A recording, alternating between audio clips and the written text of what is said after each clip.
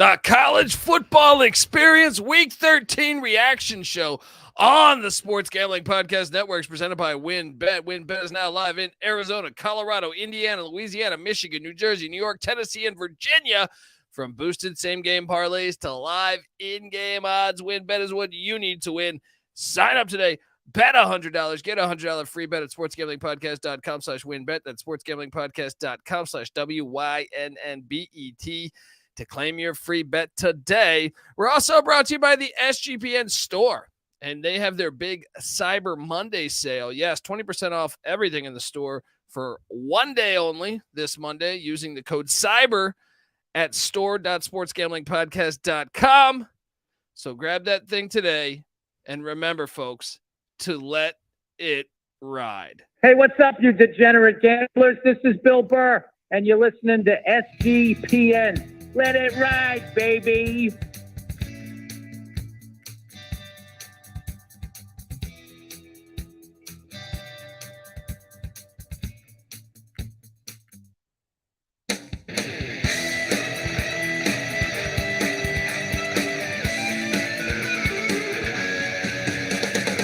Yes, yes, yes. Woo! Welcome to the College Football Experience Week 13 reaction show. My name is Kobe Swinging Database Dan, a.k.a. Pick Dundee. That's not a pick. This is a pick. He was raised in the land down under, where a man thinks on his feet, speaks with his fists, and lives by his wits. When Dundee happened, he was a superstar. I smoke and I drink and I don't have stress and I'm healthy.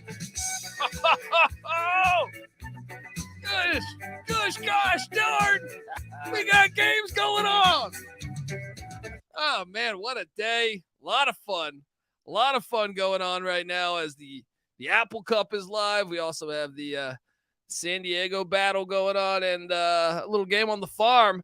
We'll talk about those in a second, but I am joined by my co-host. Hopefully you're watching this on YouTube. If not, subscribe, youtube.com/The College Experience. Give it up for former JMU Duke defensive back, the burrito eating, sideline kiss stealing, wheeling and dealing, Patty C in the place to be. Hi-oh. Well, he's the kind of guy that would drink a gallon of gasoline so he could piss in your campfire. You could drop this guy off at the Arctic Circle wearing a pair of bikini underwear without his toothbrush, and tomorrow afternoon he's going to show up at your poolside with $1 million smile and a fistful of pesos. You're damn right I am. Oh, that quote. That quote is just great. Shout out to the chat. It's rolling. Got the Judge Dredd in the chat. We got GBO Farms. All of our boys. Woo! GBO Farms pointing out right off the top. Joe Milton can't throw a deep ball to save his effing ass. Correct. Never expected a team that hung 56 points on another team to only have 147 passing yards, which was what they had the last time I checked. But when you run the ball for 369 yards, that helps. Yeah. I mean, just a loaded slate. We got Air Force up 13-3 on San Diego State. You have a ticket on San Diego State over 13-3. 7.5 wins. Can you magically pull this out of your ass? That is looking pretty unlikely. 3 points through the first, 45 minutes of the game. Typical. 50 minutes of the game. The snapper. That's typical. Yeah. We also have the Kick Apple Cup. Kick return. The Apple Cup going on right now where Washington State leads Washington 10-7. It's actually a damn shame that we're recording during the Apple Cup. It is. We also have BYU up 13-3 on Stanford on the farm. And those are the games currently going on. We will address those once we get to it. But we have a lot of football to talk about, Patty C. First off, Matt Rule is the new head coach at Nebraska. Yes. Your thoughts? I guess we should talk about this on Wednesday, huh? Should we hold off on this? Let's hold off on the coaches till Wednesday. Yeah, give something. Let's just talk reaction. All right. Let's start it up top. Michigan 45, Ohio State 23. Not wasting any time. I like it. Look, we had some horrible picks today. If you would have asked me, I got the game that I like most. Today. was probably Iowa State. So I ate shit. Yikes. I picked Dundee, ate a big steaming pile of shit today. But I did call for Michigan on the money line. Very you nice. can take that to the bank. Very nice. And we had a future for Michigan to win the Big Ten East. Boom, Patty C. Let's talk about this game. Look, this was people are going to look back and say that, Michigan dominated this game start to finish. Obviously the win probability metric by ESPN is jaded because Ohio State started the game with a 73% chance to win the game, or no, a 69% chance to win the game, but they still had a 50% chance to win through what looks like about shit is just 2.5 quarters. But either way, the game was still close. Michigan poured it on 28-3 in the second half. They were trailing it at the end of the first half. Let's not forget that. I have been ridiculed, I feel like yearly. Yeah. I don't think Ryan Day is a great coach. I think he is basically, and I've said this before today, right? But I will circle today for halftime adjustments. One coach made them, the other didn't. Yeah, although it wasn't something that Ohio State was doing particularly wrong that they didn't fix. They were giving up deep balls early on. That's what I'm saying. And then they gave up long runs in the second half. Yeah, well, no, they got beat down in the second half, but I will say they gave up a shit ton of big plays. Jim Harbaugh outcoached his ass all game. Even the fucking little drop pass. That was a good call. I'm not going to say Day was awful, but he did get outcoached. He got completely outcoached today. Completely outcoached. And I've always said this, and I said this in my rankings that I do every year. I don't think he's a terrible coach or anything. I just think, to me, he does. Let me push back on you a little bit here. Yeah. His record's fantastic, but every big game for the most part, he's lost. First downs, Ohio State 23, Michigan 6. Well, Michigan had like 16. 18 70-yard plays. It's true. It shades that stat a little bit. But total yards, Ohio State 492, Michigan 530. It's not a landslide ass kicking on that yard. Ohio State's a finesse team, man. Ohio State clock control 31-46 to 28-14. Of course, that's going to happen when you have 70-yard plays. When all your drives are one play long. That's true. That's what I'm saying, man. Is they're a finesse team, and the reason why I know we both took Michigan, we thought so in preseason that they were sleeping on that. Jim Harbaugh, I personally think he's among, if not number one, I think he's among the best coaches in college football. Well, he was among the best coaches in pro football. Yes, he's just an unbelievable coach, and when he had that bad COVID year and Michigan fans were crying for him to be fired, I thought it was absolutely ridiculous. Yeah. And he had to make some adjustments, but he has figured it out. And really what it may have come down to is, well, we were waiting on him to get that quarterback thing figured out at Michigan, and it took him forever. But he finally, got two serviceable quarterbacks in there this past year, and then elected to choose the more talented quarterback. McCarthy looked the best I'd ever seen him today. But once again, I just don't know, Ohio State's a finesse team, man. And they go all year kind of playing nobody. I mean, yes, Notre Dame. Ohio State played a harder schedule than Michigan. But the difference is that they're a finesse team. Yeah. I feel like Michigan, even that banger against Illinois, helps them for when they play Ohio State. Yeah, and Michigan's they both have the capability of blowing games open late. Anytime you have a talent advantage on another team and you put them in a desperate situation and you have a ton of leverage on them, then lo and behold, they make mistakes and you capitalize. And so Ohio State usually does that through the pass, and then Michigan just blows teams out through the run like they did against Penn State. And actually, Ohio State did the same thing against Penn State. I don't know what did Ohio State do when they pulled away from Penn State there?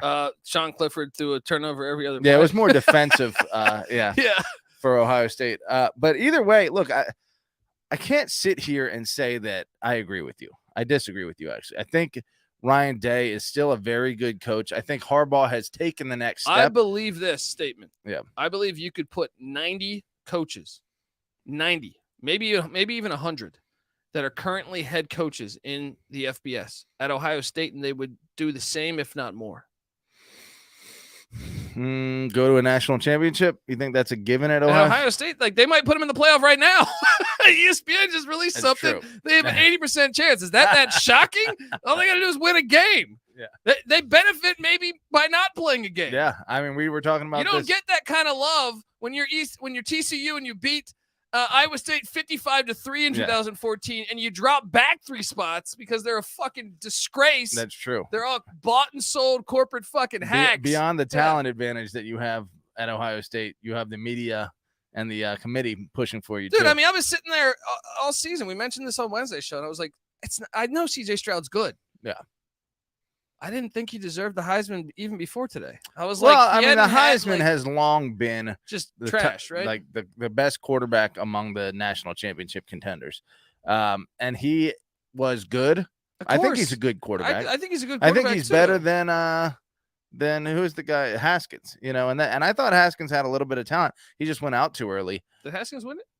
He didn't win the Heisman, but so. There's a bunch of those dudes that they've had over the years that have been like, I mean, who'd they have? They had JT. I don't fucking know. All these. I had a bunch of quarterbacks. All these quarterbacks that I hate quarterbacks. I'll say this: Stroud is probably better than who was the last quarterback that won the Heisman for them back in 2006.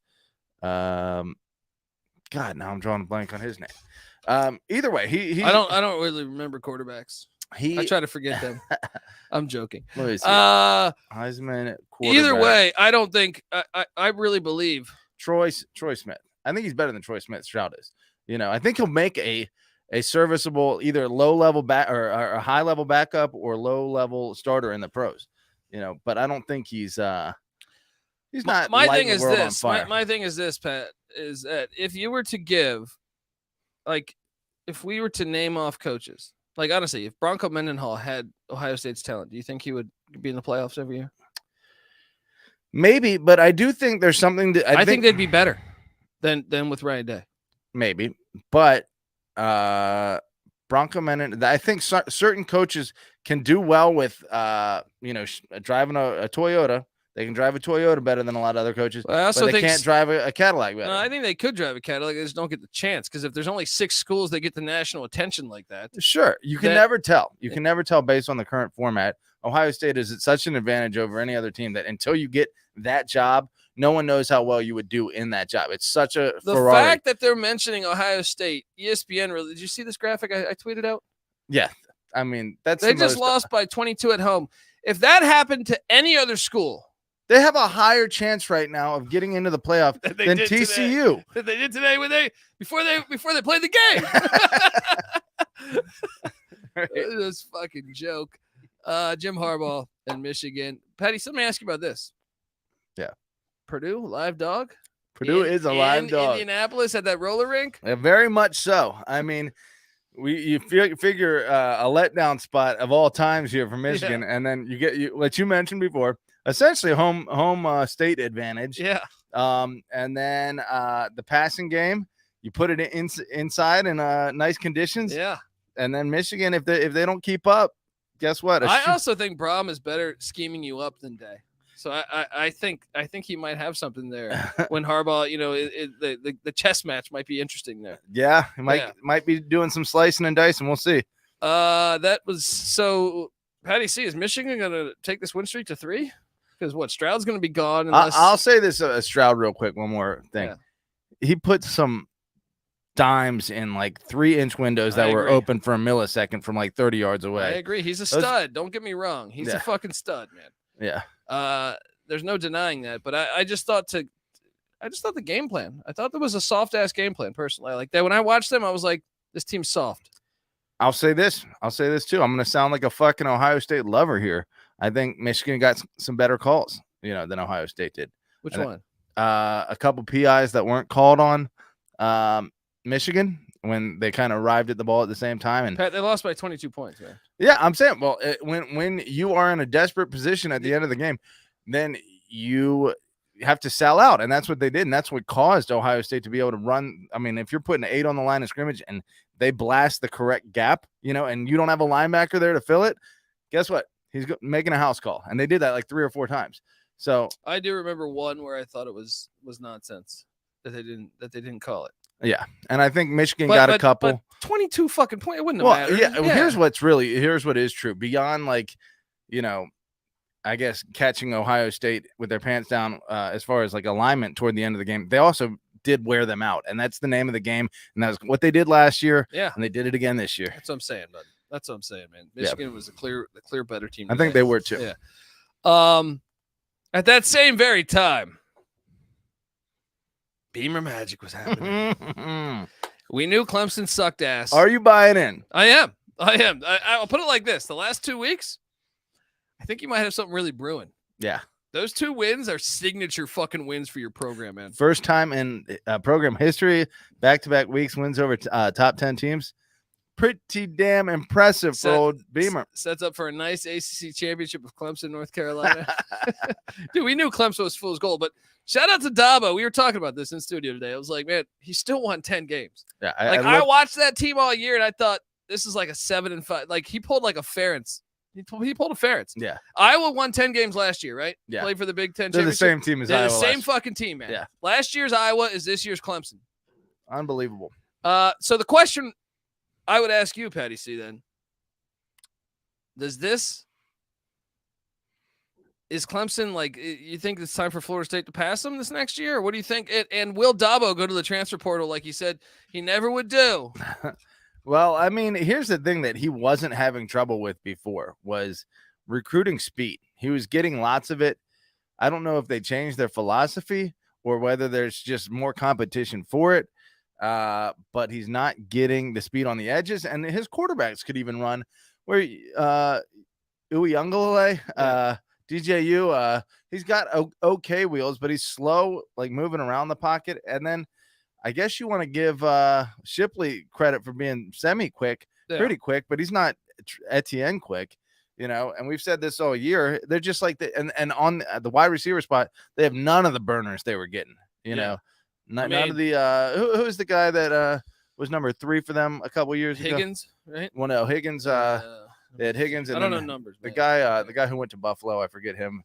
He was from Florida. Oh man, I know who you're talking about. Played for the Chiefs too. Yeah, he was a burner. The Bills, played for the Chiefs. But then they had a guy. God, I'm drawing a blank on all these guys' names. Shorter guy, but like Rod Gardner. Right. Either way, they've had receivers, at least one number one that had NFL talent for like the last decade. And like Clemson, we said it. I was saying this forever. Yeah. Clemson didn't deserve to be in the top 10. If you watch them. Not this year. Not this year, man. Yeah. Not this year. Notre Dame showed you exactly. The ACC is the worst Power 5 conference I've ever seen in my life. Yeah, right now, I have to agree. Yeah, in my life, my whole lifetime. It's pathetic. I don't recall a division or conference. It's worse so than bad. the Big East was when they were 6 power conferences. I agree. Yeah. So Beamer Magic is a real thing, though, and I wonder what he can do with this. I mean, is it magic or is it just good coaching and preparation? Obviously, it's all of it, maybe. I think there is magic. Yeah. I hate to say it, but he finds a way. I just wonder what Clemson's future is like, because you got to think the ACC. Will someone please? Clemson's still going to win the ACC. It's like Boise this year in the Mountain West. Here's the thing: they're going to body North Carolina next week. Yeah, they're going to win. Yeah, North Carolina sucks. Yeah. All right. Well, we went through those two. Shout out to the chat: Patrick Fisher, Kai, all these great solid Americans or solid human beings hopping in there. Patty C, by the way, your Aztecs knocking on the door here. Come on. Not only 351 left. I mean, we got a long way to go. Yeah. Let's talk about this, Patty C. Western Kentucky 32, Florida Atlantic 31. They go for 2 in the win and get it. And guess what? Willie Taggart is unemployed. Bye-bye. What I read, he was 1-11 in November games. Yikes.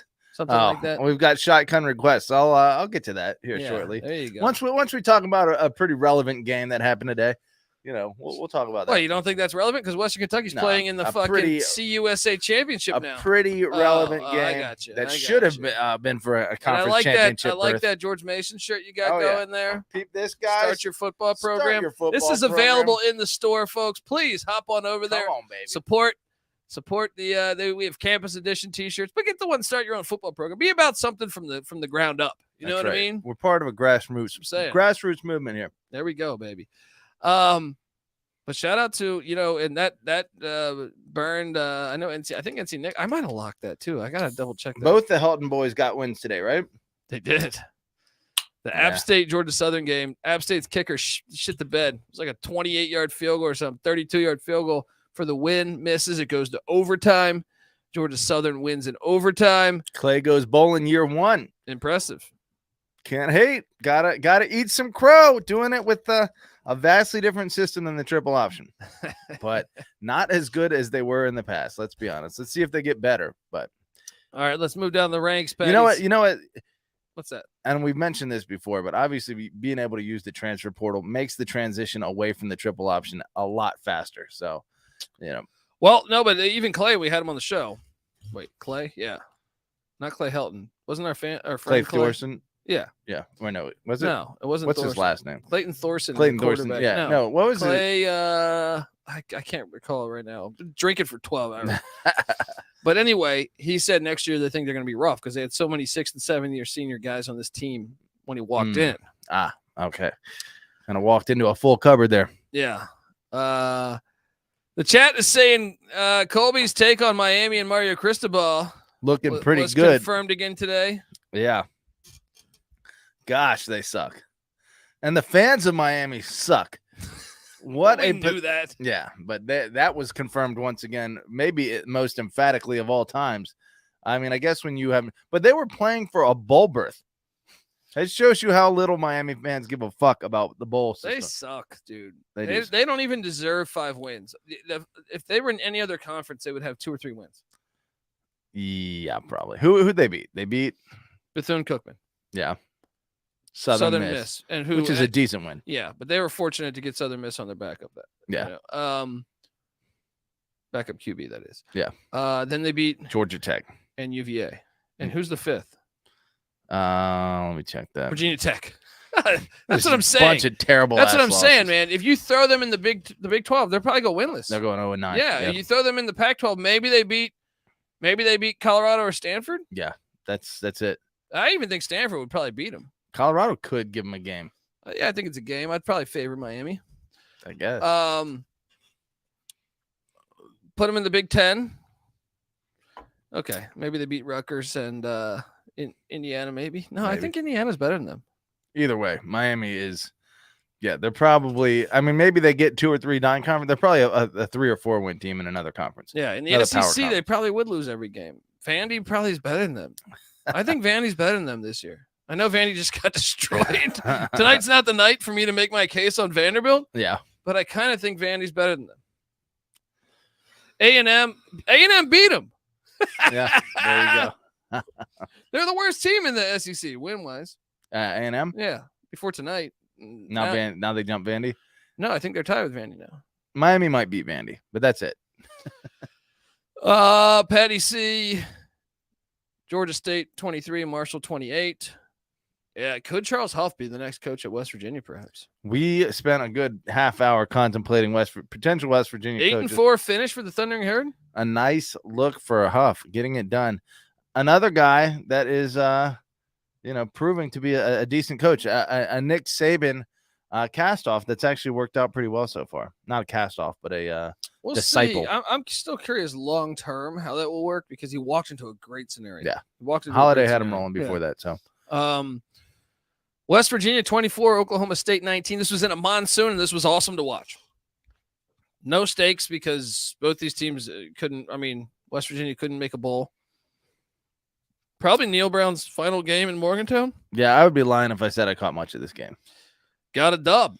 West Virginia beats Oklahoma State. I was on the under in Oklahoma State for the season. So you're thinking Neil Brown is out the door? Well, they fired the athletic director. That's normally an indicator, especially as like a well-respected. Yeah. Let's go. I locked up Oklahoma State on the under. Cash. Boom. Rutgers 0, Maryland 37. Who, the Golden Guido. Not so golden right now. Yikes. Is he on the hot seat next year? Yeah, you got to be. The problem is the Big Ten doubled down on divisions next year. So it's going to be at least one more year of division. So what can Rutgers do? Yeah, I mean that's Penn State. That's brutal for Rutgers. Ohio State and Michigan is a guaranteed L pretty much. Well, who can they should they just go after like an offensive guru, like an X's and O's guy? Because Schiano is the ultimate. Would probably get them to bowls if he played the Big Ten West. That's what I'm saying. If he can just get there, he needs to get to. He needs to survive next 6-6 next year, and then he'll probably go 6-6 every year until he finally gets there and end up in the I don't know the clock is ticking on Schiano though. Yeah. Next up, Army 44, UMass 7. Don Brown 5-6 for the Black Knights. Not what we had in mind. Disappointing. But they have 2 FCS wins, so they can't go bowling even if they beat Navy. Tough. I was on the under in Army, so I feel good about that. New Mexico State, baby. There's something cool when that's the last game of both of their seasons, though. Yeah, of course. Yeah. It's their own little bowl game. Army there. Navy's awesome. Yeah. I got a little bit annoyed with this promo, all this marketing about Michigan Ohio State being the greatest rivalry. Colby takes a special love for Army Navy, which I enjoy. And at its best is a freaking great rivalry bit. It is often they don't cancel games. Yeah, they have teams cancel games on them. GBO Farms, Tennessee. All right. Yeah, come on. I mean, John F. Kennedy was killed like 2 weeks before this game in 1963, if that. And they were like, fuck it. Roger Staubach is Captain America, and he's going to unite America and play this game, you know? Boom. And helped us, as a nation mourn. How do you see New Mexico State 49, Liberty 14? Gary Kell, not only did he destroy that over, he doubled the over. You know who locked that up? Pick motherfucking Dundee. Man. Let's go. What a game. I mean, was that or was that not the case of the most, coach walking out the door of all times? New Mexico State's going to miss out on a bowl because that Nevada game early on where they should have won, and also the UTEP game. It was a 1-score game. But I'm going to say this, next year they're going to go bowling. New Mexico State. Jerry Kell's building it. New Mexico State independent still, right? Not until next year they'll be in the CUSA, buddy. Oh, snap. So you think that? I think that helps them. That does help. They won't be playing an every SEC schedule. fucking team and every Big Ten team. I mean, they throttled Liberty so badly, 49-14, an 8-4 Liberty team who started 8-1 with their only loss being a 1-point loss at Wake Forest where they went for 2 at the end of the game. Other than that, they would have been 9-0, and then 3 straight losses to UConn, Virginia Tech, and New Mexico State. What? That team, Hugh Freeze must have checked out a month ago. He must have checked out a month ago. Check the strip clubs in, where's that? Lynchburg? Yeah. Check the strip clubs. Check the tape. That's right. Patty C, Old Dominion 20, South Alabama 27. South Alabama went 10-2. Unbelievable. Did you listen to our locks episode at the beginning of the year? I mean, I hate to throw this BDE in the air, but your boy picked Dundee locked up South Alabama over 5.5 wins. Guess what they did? 10-2. Boom. Prior to this season, South Alabama had not eclipsed 6 wins at the FBS level. And then, boom, they You got to know when to hold them and know when to fold them, buddy. Yeah, well, you chose the time to hype them. I claimed this team was not interesting and had no chance of being interesting prior to the season. And guess what? You're just lucky UVA and Virginia Tech weren't on their schedule. And your little Dukes. Well, that's true. All right? That's true. And you think about the fact that they should have beaten UCLA. It should have been 11-1, man. What a freaking year. And even their loss to Troy was, by 3? Dang. Let's go. Jaguars just out of the blue. They could probably beat the Jacksonville Jaguars. Let's go. Who's their coach again? It's Kane. No. Womack? Yeah, Kane. Wait. No, Kane Womack's Troy's, right? No. Kane Womack's South Alabama. South Alabama, yeah. Next up. Pretty damn impressive. Yeah. Patty C, Georgia Tech covered for me against Georgia. If we're judging what these ridiculous bought and paid suits on the playoff committee, when they said TCU hadn't had the lead in all of their games. Well, guess what? Georgia Tech had the fucking lead on Georgia at the end of the first quarter. Yeah.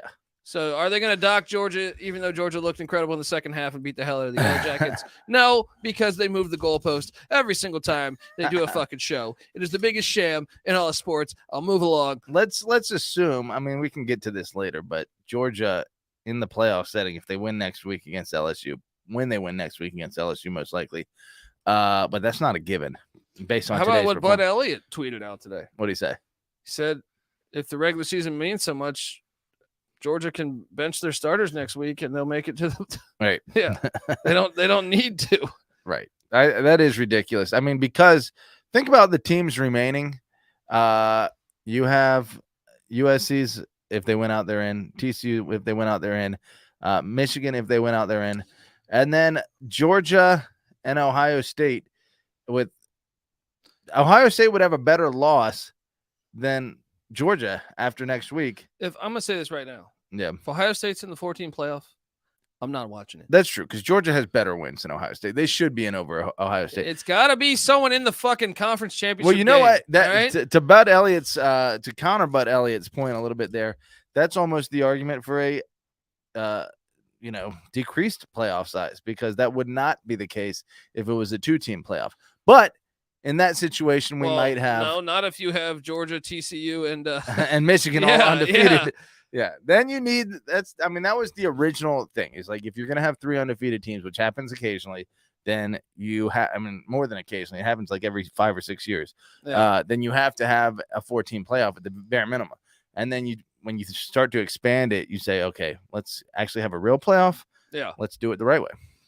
Well, I can tell you this, Georgia whooped their ass in the second half. They got it done.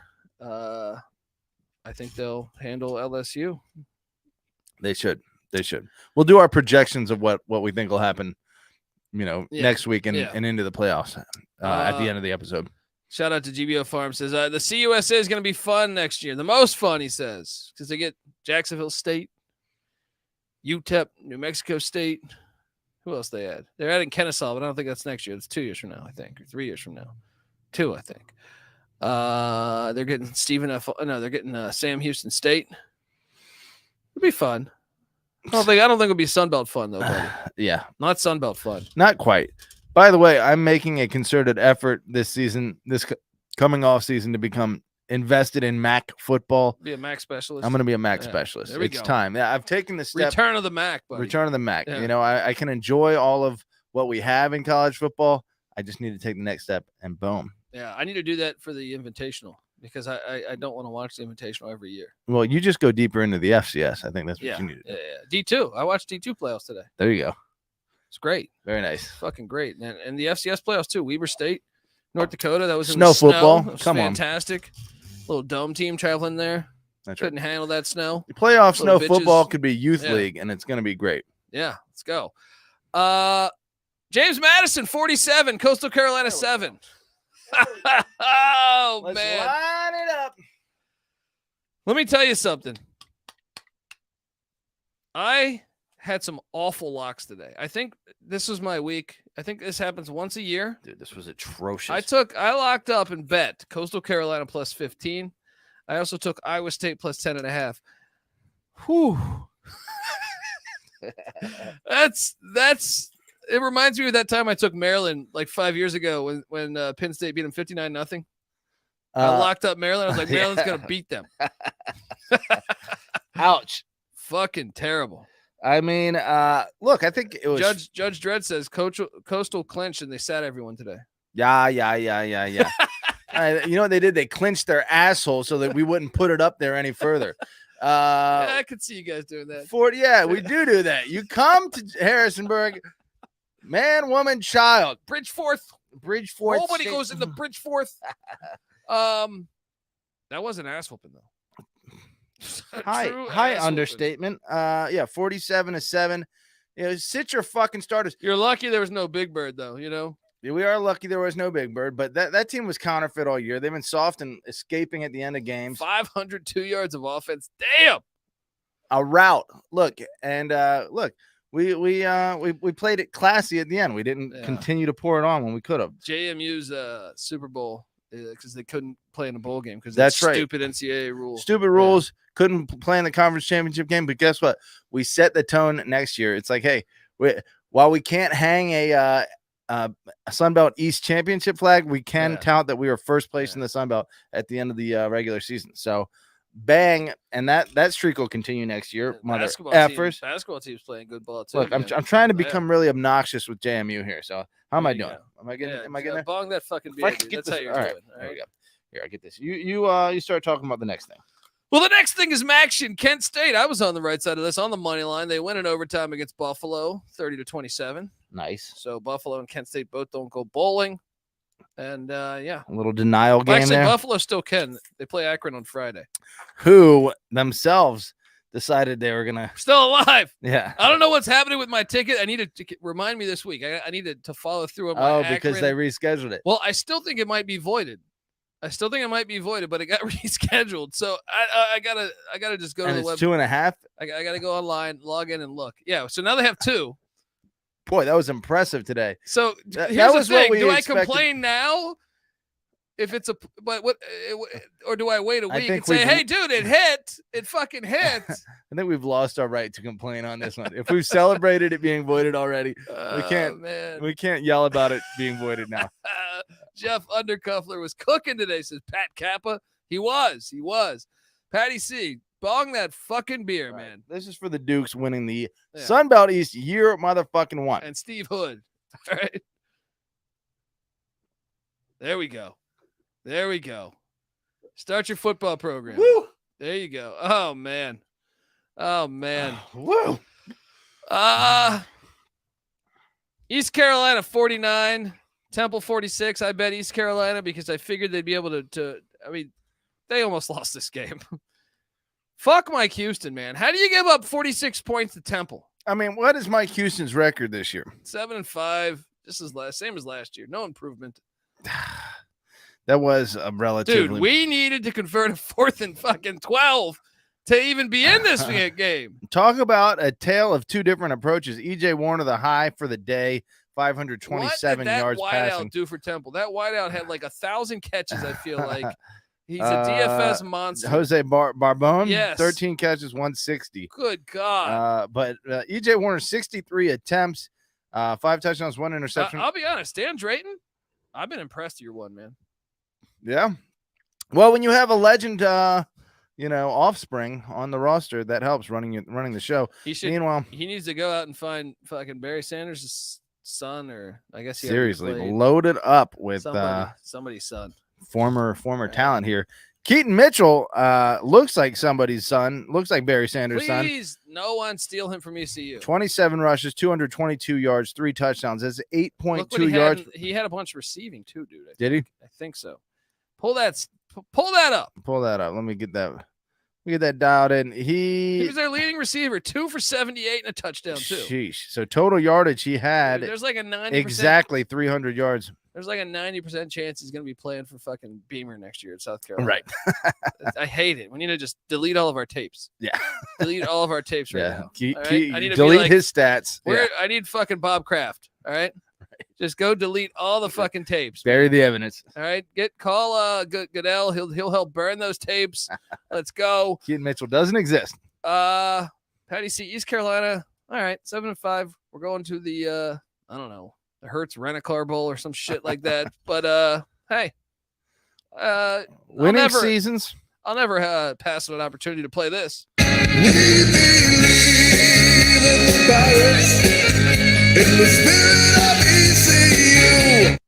Let me take a real quick look at East Carolina's previous few seasons prior to his arrival. When did he get there? Mike Houston. I don't know, 19? 2019, 18 maybe. Might have been 18. I mean, they were 5-7, 3-9, 3-9, 3-9, 4-8.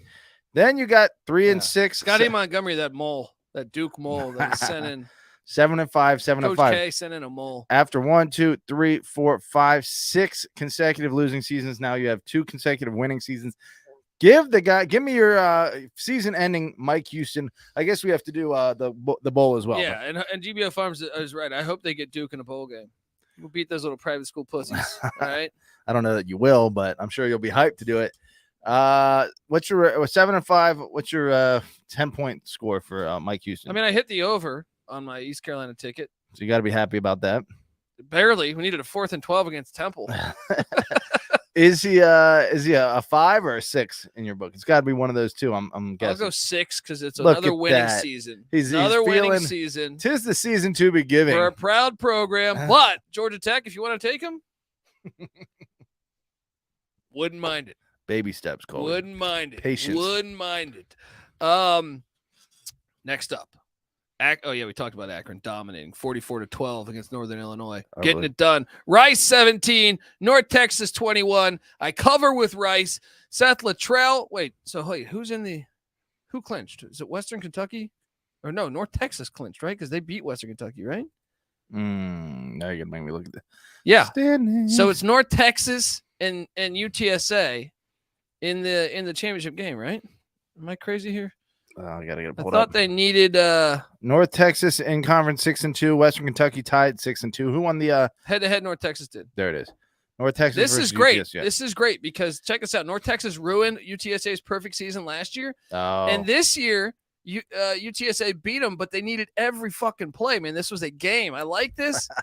and yet they're going to fire Seth Luttrell. The greatest thing to walk through Denton, Texas.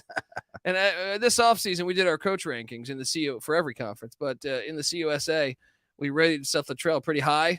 Greatest thing since Mean Joe Green that walked through. And Denton, who knew? Texas. North Texas had a bunch of fans that gave a shit and said he should be fired. I mean, what do they expect? Again, this is another one where I want to pull this up. We already went through this before, but this team had like 85 losing seasons in a row. I feel like, and now Luttrell has had several winning seasons during his tenure. He's a good coach. Yeah, I mean 6-7. They went bowling last year. 9-4, 9-5 in 2 seasons earlier in his tenure. I don't understand what you want here. All right. Yeah, I mean, I get it. We won a large playoff. If we had a large playoff, if you beat UTSA, guess what? You'd have the auto bid to the playoff, and it would be very cool. It'd be very cool to host a game and play, a power school coming into Denton, Texas. But no, the powers that be won't do that. So again, Seth Luttrell now goes to his 6th bowl game in 7 years as the head coach of North Texas.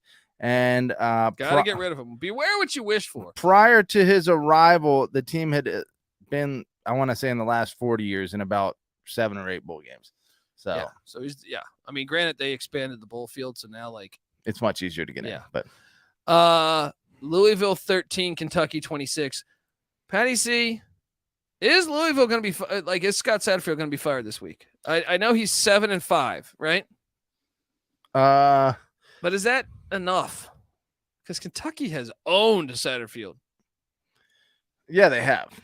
I mean, and I like it because honestly, even though I kind of wish bad things on the University of Kentucky in general because of their basketball program, I actually kind of can root for their football program a little bit. And I do like Stoops, and I don't dislike Satterfield necessarily, but I think it's kind of cool that they're getting it done there. Good for Kentucky for fielding a decent football program. Satterfield, do you think he's out the door? I think he might be because I know he pissed them off when he took I'm not taking an interview, and then he takes an interview with South Carolina. Yeah. They got a big NIL collective. 7-5 gets him fired. What was his record last year? I don't remember. You have to pull that up. That's year 2 for him, though, right? No, year 3, man. Year 3? Yeah. Maybe that, but I mean, who would take that job? GBO Farms? Maybe a little guy by the name of Urban Meyer? Maybe Tom Herman? Yeah. You could find some coaches to take that spot. Maybe Rich Rod? Yeah. Rich Rod fits in Louisville, Kentucky. He fits real well.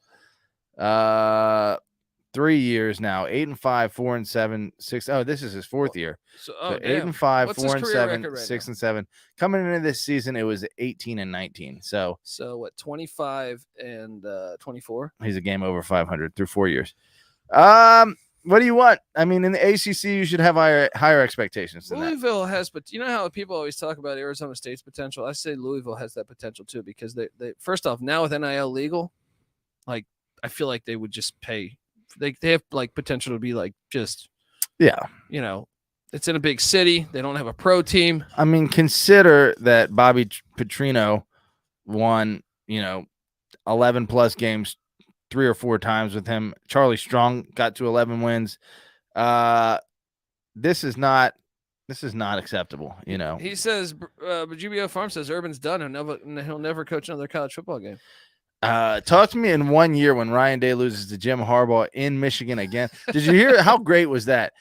They're chanting Urban while he's sitting there. You know he's soaking that up. Yeah, you know Urban Meyer's egotistical ass is soaking that up. He still walks around Ohio State. He's still essentially he's going to those bars on staff. Yeah, he's got his hand right up every asshole he can find. Oh man, Duke 34, Wake Forest 31. This was the Elko Bowl. Elko and Clausen. By the way, Patty C, you lost on your San Diego State lock. Mother effer. All right, the snapper's not. Maybe they should consider about. But look, we were all over Mike Elko beating Dave Clausen because I understand how the bastard thinks. I taught him. Now I own one. You got to remember, he coached with Clausen at Bowling Green. I think he coached with him at Richmond. Coached with them at Wake Forest. So don't try that rinky-dink bullshit. Slow mash my ass. Ready for it. Patty C, Illinois 41, Northwestern 3. Speaking of Pat Fitzgerald goes winless in America. But did manage to end Scott Frost's career. So contribute to it. I think Georgia Southern was the Clay Helton was the true final blow there. That's true. Patty Fitzgerald, does he find himself on the hot seat after another? No way. He has not a this fucking year. lifetime not contract. this year. But he turned down Notre Dame to stay at Northwestern. I'm sorry, Northwestern fans, but if you want to fire Pat Fitzgerald, you're fucking maniacs. Now I have to see what he's done lately. But obviously, winning at Northwestern is no easy feat. But the last 2 seasons, 3-9 last year. What was their record this year? 1-11. 1-11. So over the last 4 years, 3-9, 7-2, 3-9, 1-11. GBO Farm says, who gets fired first, Fitzgerald or Matt Campbell? They should have lifetime contracts. I'm sorry. Pat Fitzgerald has taken Northwestern to the Big Ten Championship twice.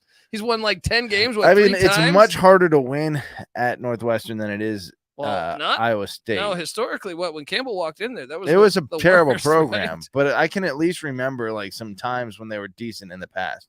You know, who is the quarterback they had? Talking about Gary Barnett had Northwestern at a month, and Randy Walker. I would argue Iowa State was worse. You think? Yeah, as a program, yeah. Randy Walker maxed out at 7-5. That was 8-4. Yeah, 8-4. That's a great year. They went 1-11 this year. That's true. They didn't win a game in America. Northwestern is a terrible job, but I think Iowa State might be. Wait. Randy Walker. Are we talking? Randy Walker had him okay. You said, oh, whatever. Look, I think it's a slightly easier to win at Iowa State just because the academic aspects. Okay, well, especially with the transfer portal, I'll agree with you there. Yeah, I'll agree with you there. Yeah. Troy 48, Arkansas State 19. Troy wins the Sun Belt West. They will play Coastal Carolina in the Sun Belt Championship. What does Troy do? They went 10-2. South Alabama went 10-2. So Troy gets the bid. What a fucking year for both those teams, right? Yeah, seriously. Both are in the state of Alabama, right? Yeah. That could be a budding super rivalry moving forward if they can maintain that. Well, and this was John Summerall's first year there to go 10-2. Impressive. I like it. Memphis 31, SMU 34. Silver Neck goes 6-6. Yeah. I mean, he should be fired, dude. Yeah, the program is losing momentum under his. I'm sorry, but if you put me in charge of Memphis tomorrow, he's fired. Who's the FedEx CEO, Fred Smith or whatever? Who's the guy that I got no fucking. And that guy meddles. CEO of FedEx. He was the guy that was meddling with Dan Snyder. You know, that was a scumbag fest. Those two in the front office together. I love how I don't know. We can go down this rabbit hole. I was defending Dan Snyder the other day. Yeah. In this very studio. Not that I like Dan Snyder. I actually don't like him, and he's probably a terrible person. Let's be honest. I thought it was ridiculous that Jim Hersey, of all people, was calling him out. And everyone on social media was backing Jim. I'm like, Jim Hersey, do you guys know his fucking history? Right. He's had people die mysteriously in his fucking house. You know what I mean? I was reading up on that. He was doing heroin. Yeah. Like, I mean, you could go. It's just he had ridiculous. a mistress who was like hooked on drugs with him that he was essentially married to, but like, you know, not officially. And he doesn't show up to her funeral. Some shady shit throughout his past, but yeah, everyone wants to shit on Dan Snyder because he wanted to keep the Redskins. And look, he's a shitty owner too. Don't get me wrong. Dan Snyder's a terrible owner. Yeah. I was the first to hate him. All these people that are now, I hated him back in '97. Colby was the most diehard Redskins fan I knew in the early '90s, and he quit almost immediately. It was one of the more stunning things, like to this day, that I've ever witnessed. I couldn't support that guy. Yeah, couldn't support that guy. So look, but then to call them out, and it's like, and I'm sitting here having this argument, and I'm like, dude, these are people that all the NFL owners, chances are high percentage of them aren't great human beings. We just saw fucking Jerry Jones at the Arkansas. That's what I'm saying. It was the most ridiculous conversation. And then, like, I don't know. It's just we live in a stupid fucking society. We do. Anyway, what got us on that subject? Oh, the FedEx guy. Yeah. Anyway, that guy is a scumbag too, I'm pretty sure. And he will meddle with the he's like that super booster that like basically controls who's the head coach. Yeah. He's got to be getting sick of Silver Child here. That's what I'm saying, man. Silver hair's got to go, man. Yeah. Auburn 27, Bama 49. Is Bama back, Patty C? Nick Saban. There was a photo taken afterwards of Nick Saban. Nick Saban looked like bigger and McCracken. His hair was going everywhere. Look at he had a gash on his face. Right. I don't know what happened. Things were getting crazy on the sideline for Alabama. Got the win in the Iron Bowl. You got Josh Pate over here saying what they're gonna put Alabama in and they're gonna win the championship. I mean, get out of here with this nonsense. I can't talk to that guy. I like how Josh Pate loves college football. Yeah, we see eye to eye there. But everything else, homer. Everything else, we do not see eye to eye. Purdue 30, Indiana 16. I took Indiana plus 10.5 points. I ate shit there. Shout out to the Boilermaker. Shout out to Jeff Brom. I was on Jeff Brom. How about all my guys, Patty C? All of them. The only one that was a dud was Healy at Charlotte. Creighton, that's true. Creighton came through nice. Chris Creighton, Eastern Michigan. Lance Leipold. Jeff Brom. Solid years across the board. Jonathan Smith. We'll get to him in a second. Very nice. Nick Dent, though, was the one who said Purdue would win the Big Ten West. Nailed that one. I thought for sure Iowa. Can we talk about Iowa blowing that against Nebraska? Oh, my God. The Big Ten West, hilarious. Yeah, talk about a time for your defense, your elite defense, to just get torched by a offense that was atrocious for the entire season. Unbelievable. Unbelievable. You would have been looking so great to be able to talk about how great Kirk Ferentz is, but he blows it for us. Yeah. I mean, unbelievable. Oregon 34, Oregon State 38. Patty C. I was on the morning show. I talked about this. Oregon State was better than Oregon, and I know that they scored 28 unanswered. But let me tell you about some of these spots in the first half. There was a 3rd and 1. There was a 3rd and 1 where Oregon State runs for like 2 yards, and they spotted it as a 0-yard gain. Oh, yeah. Right? Unbelievable. The announcers, everything. Just one of the worst calls. Yeah. Something about Oregon State, because a couple of years ago, the COVID year, this happened against Washington, the same fucking scenario. You really have a question about what it is with Oregon State that's going to. Well, then we saw it happen again in the game. Them on the shit. We saw it happen again. Yeah. I mean, it happened 2 plays in a row. It was unbelievable, dude. Pac-12 was fixing the game. I really like. Yeah, the ball was on the I guess they had to get to the 4-yard line. They reviewed it and they said it was confirmed. Yeah, I'm still dumbfounded by that. Right. Even the announcers. If it stands, it's one thing. But his knee was across the 5-yard line and he's leaning forward. It was a first down across the 4-yard line. So look, I get it. Like I get it when there's a spot, it's hard to tell when you challenge it. So don't say confirmed. Yeah. By you confirming it, it confirms the fix to me. Yeah. It's like, wait, spitting in our face. Wait, what? Yeah. And then they did it again on the other side of the field. Yep. But Oregon State, They were the better team. yeah. Pat Kappa says that's the worst spot I've ever seen in my life. It was pretty bad. Dude, this happened a few years ago. They were going to beat Washington. And instead of kicking the field goal, they go for a 4th and inches. Yeah. The guy clearly gets like 2 yards, and they spot it 2 yards back. Washington gets the ball, and Washington goes down the field and wins on the final drive. And it's like the game's over if they spot that correctly. Yeah. Well, here's the thing. The Pac-12 in the nation's eyes, I think, is this kind of glamoury conference with like not traditionally like tough teams, you know? And so the glamour teams that you're going to get are USC, UCLA, the Arizona States. Arizona's on the butt end of that. I feel like they're considered a basketball school. Yeah. But like even Stanford gets a little love.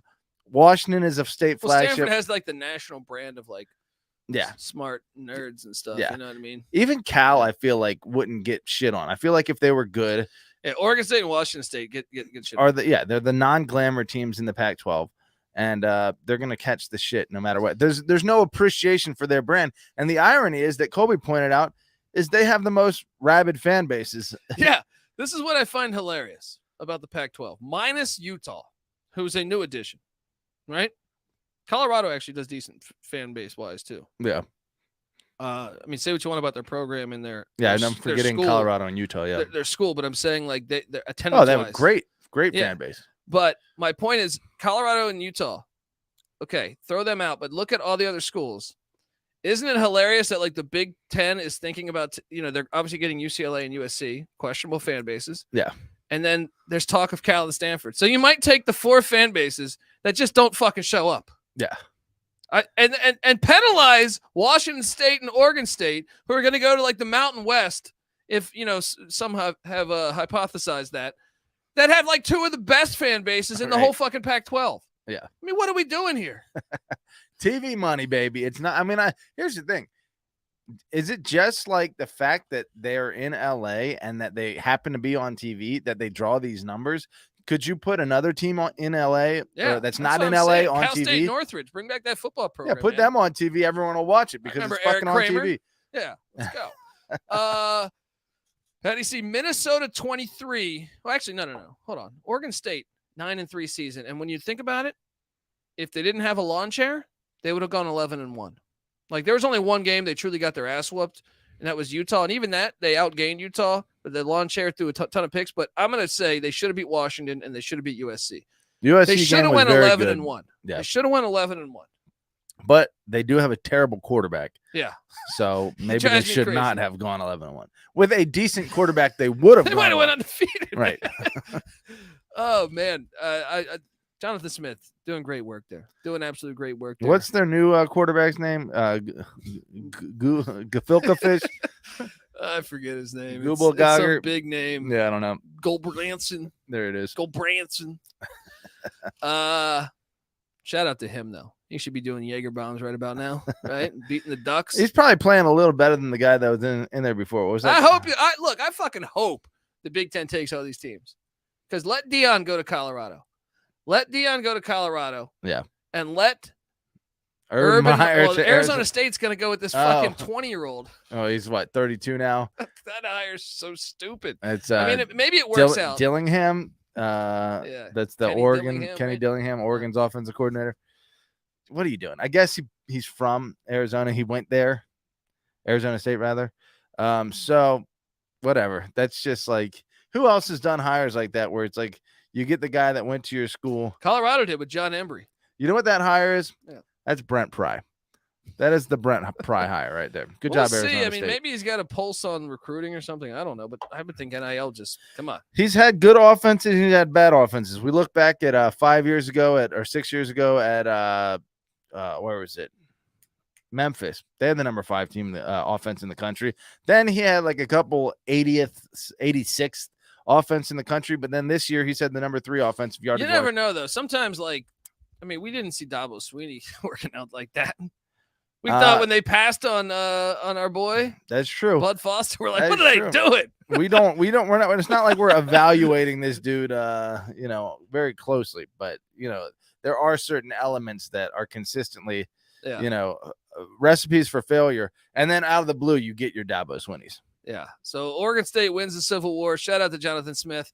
On the coaching front, Petty C, PJ Fleck rode the boat into Madison, and he jumped around in that fucking canoe. All right. And they won 23-16. Jim Leonard, interim head coach. Is he back next year? If he's not, he's going to make someone a really nice defensive coordinator. He was also on our short list of potential West Virginia head coaches, but didn't pass the He's going to be back, right? as the defensive coordinator of No, as the head coach of Wisconsin. as the head coach of Wisconsin. What do you expect? Maybe. The roster wasn't that good. Yeah. I mean, You're still bowling. take over midseason. All right. It's hard to really have it be your team. Yeah, I mean, shout out to the Gophers for getting that one. Shout out to Jake in the chat, late to the party, but let's go blue. University of Michigan showing up. Yeah, Jim Harbaugh. Great. I was thoroughly impressed, and well, I mean, I had a future for. Well, let me tell you this: Big Ten East. So what year is Blake Corum? Does he have another year of eligibility I left? think he does. Right? I think he does. I If think they he have does. McCarthy, Corum, and Edwards back next year, that backfield is national championship worthy with another year of experience. Yeah. They might get it done this year. Patty C, UAB won 37-27 against Louisiana Tech. They're going bowling now. Yeah. Go Blazers. They'll be in the I don't know which one. What company should I use right now? The Ruffles Bowl. Yeah. All right. Frito-Lay's Ruffles. They're looking at Skip Holtz, I saw. That'd be interesting. Skip Holtz, yeah. Yeah. Got the interim coach. So what was their record this year? 6-6. So interim coach didn't do a great job. So I don't think he's going to be retained. They had a better roster than 6-6. I mean, they just watched their guy run roughshod through the USFL. And Skip Holtz. Yeah, keep him right there in There you town. go. He's Same right stadium, there. right? Yeah, same stadium, man. Oh, bring that winning down to the college level. UTSA 34, UTEP 31. UTSA caps off a 10-2 season. Where the hell is my music? Patty C, I tried to tell you. This was our lock battle, buddy. Loser. Closes. UTSA, yeah. You took the under, I took the over. Let me tell you what, though. Meep. UTSA, what was it they did? They beat Army in overtime. An Army team that was not who I expected them to be. And that was should have beat Houston in the opener, though. on the road. They should have beat Houston, but we expected Houston to be a better team. Not me. I was on the under in Houston. Is that right? Yes. And then they also went to double overtime with UAB, who should have been better, but their coach fucking retired right before the season. True. So that's some nice grace there. Yeah, I mean, but 10-2 is 10-2. Presumably, if they can beat North Texas, that's a big if. It is. 11-2. Freaking Jeff Traylor. You mentioned he should have been in the Arizona State. Yeah. Maybe you give him a call. It's kind of proven as a head coach. Instead, you're going to go with this 20. He's like a fucking 30-year-old they hired. Yeah. This guy's still at the bar Right. getting shit hammered. You know what I mean? Well, to be fair, I fal like about half the coaches in college football are still doing that. In fact, I'm pretty sure that's why, I don't know, friend of the program, guy down in Blacksburg. Yeah, but he's retired. That's what you're But supposed I think to that's when why you're he retired. never ended up taking a head coaching job. He just enjoyed the The sights glitz- and the glitz sounds. and glamour. The glitz and glamour. Patty C, Michigan State 16, Penn State 35. I know I've already talked trash about this, but I hit my under lock on Michigan State under 7.5 wins. They go 5-7. Bravo. And, to some of the people we talked to in the preseason, A lot. I got shit on some other a lot. podcasters that, mentioned that they would definitely take, The over on. that they would take him over Ferentz, Stop it. Yeah. I'll take Brian Ferentz over. With what one, how many years of like elite coaching has he done at this point? Last year, I guess 4 years, one winning season. one winning season. Well, what was the stat you brought up about D'Antonio? Oh, he'd only missed a bowl game once, I think. Once in 13 years. Yeah. Tucker's done it twice in 3 years, but I'll give Tuck the benefit of the COVID year. Sure. And the Big Ten East is no joke, but that's what D'Antonio was playing into. But how about that? They gave him Or a coaching him. $100,000 bonus, and he's just like, "Hey, Yeah, it's for your coaches and your I staff. got a $100 million contract, and guess what? Now I got a $100 million contract and $100,000." You know what? I might like his style a little bit. Fuck it. I'm a Tucker guy. I'm you- jumping on the Tucker bandwagon after that move. Tuck coming. 60, That's a Ric Flair move Yeah. right there. Utah 63, Colorado 21. Okay. Colorado's terrible. JT Shroud didn't play, and then Brandon Lewis transferred out, so they were on a walk-on quarterback. What a terrible year. I saw that Pray. coming. 26 players transferred out. And I can't help but notice every time I turn on the fucking TV, you see Jerry Rice's son or Mekhi Blackman or today, Christian Gonzalez had an interception for Oregon. Yeah. The whole team, the starting safety for fucking TCU is Mark Perry, who was Colorado starting safety last year. The whole Dimitri Stanley starts a wide receiver for Iowa State. The whole team is The going to be whole playing goddamn team is next on. week in conference Yeah. championship games. Oh man, it was. I locked up the under in Colorado under 3.5 wins. They went 1-11. Thank you very much. I'm not going to play my music because that's my team and it hurt me to do that. But hey, we cashed in. One word. I don't know if there's 2 words or 1 word. Prime time. Dude, that has me excited, Prime man. time. Look, we've already had one great Dion at Colorado. That's Dion true. figures. That's true. Time Wasn't to- he a Thorpe Award winner? Yeah, it's time to double down on Let's get our Dion. second Yeah, Thorpe Award let's go. winner Let's in go. Boulder here. Iowa State 14, TCU 62. I'm sure, Patty C, here's the question. TCU is number 4 in the nation. They won by 48 tonight. Yes. Will they drop them back 3 spots like Yeah. they did last time? When they 2014 when they beat Iowa State 55-3. So they only won by 50. That year they won by 52 Yeah. and they went back 3 spots. This year they They only only won won by by what? 48, so they're gonna probably they're go gonna back to, 12 like, number spots. 8. Yeah. Right? It's Something gonna be like tough. that. They got a tough mountain to climb here. What? Let's see. Like, and here's the funny thing too. Ohio State lost. Probably, I guess you got to count Penn State as a pretty good win. Yeah. You know, but they're 1-1, and Notre Dame. What? They're a 4-loss team now with losses to Marshall and Stanford. Do we count that as Notre Dame shouldn't be fucking That's a ranked. solid win for Ohio State, but it's not a good win, you know. And look, I think Ohio State though will have 12 games, 11-1 at this point. Obviously, TCU will have a 13th, an extra data point. Again, we've harped on this because that's what cost them years back. Both were conference champions back in 2014. Neither will be conference champions in 2022. But I think TCU has a stronger resume. But if they lose their conference TCU has championship, the best fucking resume in the country. if they lose their conference championship, there's no chance, despite all that data, that they won't put Ohio State in over them. Dude, I'm not watching the Invitational if they put them in. Yeah. I'm not. I will be disgusted if they put them in. I'm not. What has to happen for that to be? I'm out. All right? What has to happen? I'll watch If- fucking Wagner and UMBC college basketball on Monday, whatever the fuck. The national Suppose championship is. USC loses next week to whoever they're going to end up playing, depending on what's happening in that Apple Cup right now. I think Washington holds a 1-point lead at half. Okay, so whether it be Washington or Utah, if USC loses to them, does Ohio State belong in the playoff over USC?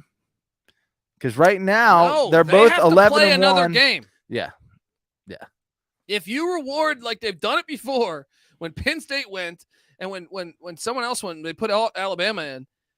To me, you've lost everything. Yeah, if you penalize a team for everything is ruined. If you're taking a team that did not play for a conference championship, then I think the whole system is incredibly flawed, and you could argue any team then. You could argue any fucking team. I don't necessarily agree that you don't have to play for a conference championship. If like Alabama last year, I had no problem with them getting in because What do they you mean lost. They played in the conference championship. Oh, that's true. That's true. That's what I'm saying. I'm saying if you benefit by not playing a game and get in, I'm out on that. That's kind of true. Because then if you're doing that, then let's dive into our schedules and we could say, hey, well, this team played an FCS, this didn't. And then we can concoct and we can fabricate a whole fucking different narrative and say, oh, well, if this team would have played this, they would have went fucking 10-2. Yeah. Or 11-1. That's true. If a team that is ranked ahead of them going into conference championship weekend has to play an extra game that Ohio State doesn't, and they're not even a division champ, then Ohio State there's no chance they should be able to jump Anyone that's in that in the conference championship. Yes, Yeah, I agreed. agree. Hang on, let's keep talking about that. But I want to tell folks at the College Football Experience on the Sports Gambling Podcast Network, It's presented by WynnBET. WynnBET's now live in Arizona, Colorado, Indiana, Louisiana, Michigan, New Jersey, New York, Tennessee, and Virginia. From boosted same-game parlays to live in-game odds, WynnBET is what you need to win. Sign up today. Bet $100. Get a $100 free bet at sportsgamblingpodcast.com/WynnBET. That's sportsgamblingpodcast.com/WYNNBET to claim your free bet today. We're also brought to you by the SGPN store and their big Cyber Monday sale. Yes, 20% off of everything in the store for 1 day only. This Monday, use the code CYBER at store.sportsgamblingpodcast.com. And remember to let it ride. And we're back on the B side of things. We're rocking in the free This is where world. things get loose. Louisiana beats Texas State 41-13. They got 6-6 and they go bowling. This is one I called for the over on because Louisiana's schedule I thought was soft. Des Moreau, They suck. after consecutive 11-win seasons Yeah, for yeah. Napier, not exactly keeping the pace, but bowling is bowling. Yeah, shout out to Blanton. He was at the App State game. Heartbreaking loss. Yeah, that kicker cost you, but at least you were out there supporting college football. Fun rivalry, Sun Belt, Fun Belt. And I know GBO Farms, our guy, GBO Farms here, was talking about Rick Stockstill winning. He went down there to Daytona. That's right. To the airport, and he outraced him. That's He right. outraced him. Raced him to the finish line. Checkered flag, Rick Stockstill. Middle Tennessee, the same offseason that we were getting shit on for Seth Luttrell. Guess what happened? Bunch of Middle Tennessee fans started to give a shit about us saying Rick Supporting Stockstill's a good Stockstill. coach. Guess what? He's bowling again. Yeah. 7-5. And guess what, Patty C? He beat Miami. Yes, and won the school and got the school. They were getting paid like $1.3 million for that game, and they beat him. Dude, you can't get a better To quote, fucking coach than John this. Rothstein, lost a bye game, the epitome of brutality. Yes. But they did get their ass kicked by James Madison week one. So let's celebrate there that you one go. one there more you time. go. Patty C, but hold on, we didn't talk enough about TCU Iowa State. TCU, I did not see that coming. I thought Matt Neither Campbell was going did to I. give them a game. Well, TCU has been in close games all season. They found ways to win that shouldn't necessarily penalize them that they've been able to win close games. But, you know, I'll be honest, having dominant performance is better than having close wins. Yes. But if you're undefeated with close wins, you still deserve to go to the playoff. Ohio State, 2002, you know, won half their games by 7 points or less. Fourth down. Yeah, but they got there and Yeah. they won the national championship. Well, whether it was bullshit or not, they definitely They deserve to be in the national championship. yeah, they deserve to be in the national Even championship. though questionable pass interference call. Certainly. They played them tight for 4 quarters though, Yeah. and in overtime. And Ohio State, even though they, you know, didn't blow every team out on their schedule, was proved to be either number one or number two best team in the Happens all country. the fucking time, man. Yeah. So, but today was pretty damn impressive for The Horned for Frogs. TCU. Yeah, let's go. Oh, I see a fake punt action there, or is that the highlights from the first half? Showing some moxie. Are you worried about Kansas State next week? Patty C. So let me get this straight. I have a future for North Carolina to win the Coastal that cashed at plus 700. Right? Yeah. Oh, I had a future for Michigan to win the Big Ten East. I got to look at what the number was on that. Boom, that cashed. I was wrong on the Big Ten West, but I was pretty close. Yeah, that was the coin yeah. flip we expected it to be. I'm still waiting on UTSA to cash to win the CUSA. I have a ticket for Kansas State to win the Big 12. Wow. So Outright, buddy. So it's a big game for me. But that game's I being told played you in this. Jerry's World. Yeah, That's pretty much home field advantage for TCU, but I don't know if it makes a big difference. I told you this though. Yeah. I really believe Kansas State's the better team. Well, they were for what, at least Yeah. 2 quarters. Up 18. I can't wait to watch that matchup. Will Howard. Hopefully their quarterbacks don't get injured. But I mean, I can see TCU pulling it off too. It's different when you play a team twice. You pick up things. Yeah, You know. So it's going to be a damn good game, you would think. I mean, yeah. Fuck Paul Feinbaum, by the way, saying no one's going to watch the Big 12 championship. Yeah. I'm sorry. Kansas State TCU way better, way more entertaining to me than LSU and Georgia. I wonder. Yeah, I agree very much so. I also wonder the people in Texas, maybe he's not attuned to that. I don't know if the people in Texas. Why was he unnecessarily shitting? Like, he sucks. He sucks. I'm sorry. Like, I try to tune in. Sometimes he cracks me up with the way you hang up on guests or something. But, yeah. I mean, he's got his little shtick, He's but a shock jock. Yeah, he's a total shock jock. Man.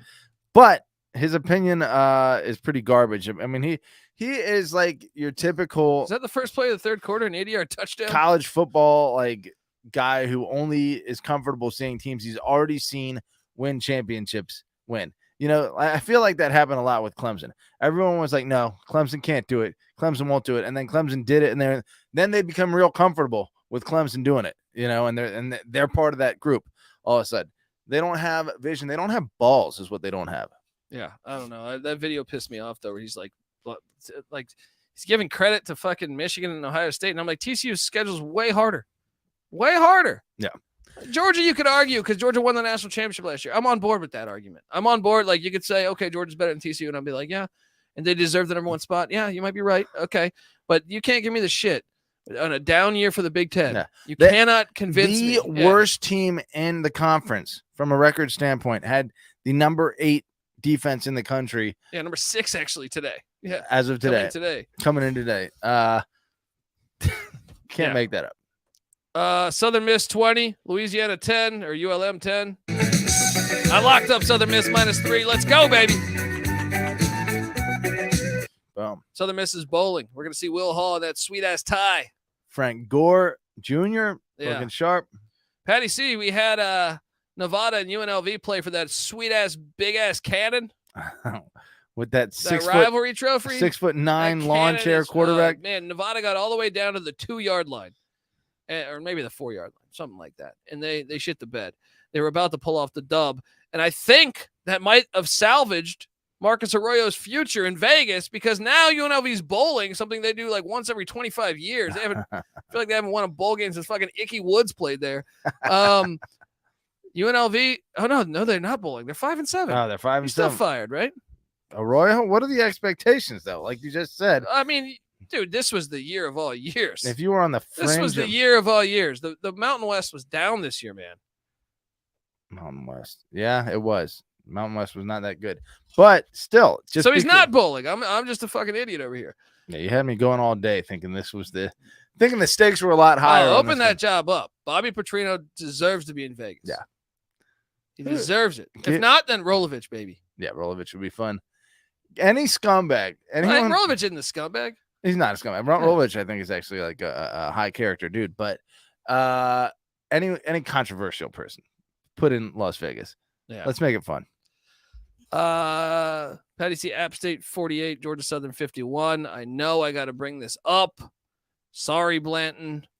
But Southern, shout out to Clay. I'm sure he's happy. 6-6. Georgia Southern is bowling, and they beat their arch rivals in Statesboro. Van Treese threw a 25-yard touchdown pass to what I think his name was Archie for the win in overtime. The game was actually a fun watch. We had it on here. Van Treese, a darn solid college quarterback. Yeah. 385 passing yards, 3 touchdowns, 1 interception. Yeah.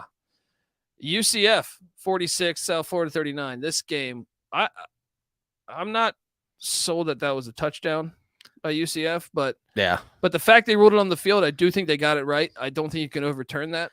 Yeah. But in real time, I did not think that was a touchdown. And then on replay, I thought, I think his knee touches out of bounds. But I agree with the call that they. Well, you know what? It did make a humongous difference on. What's that? If they get that field goal instead of a touchdown, they go up 2. Then they've left enough time for I doubt they kick an onside kick randomly. Well, I don't think they were trying for an onside kick. I think the kicker just sucked. Squib kick turned into an onside kick.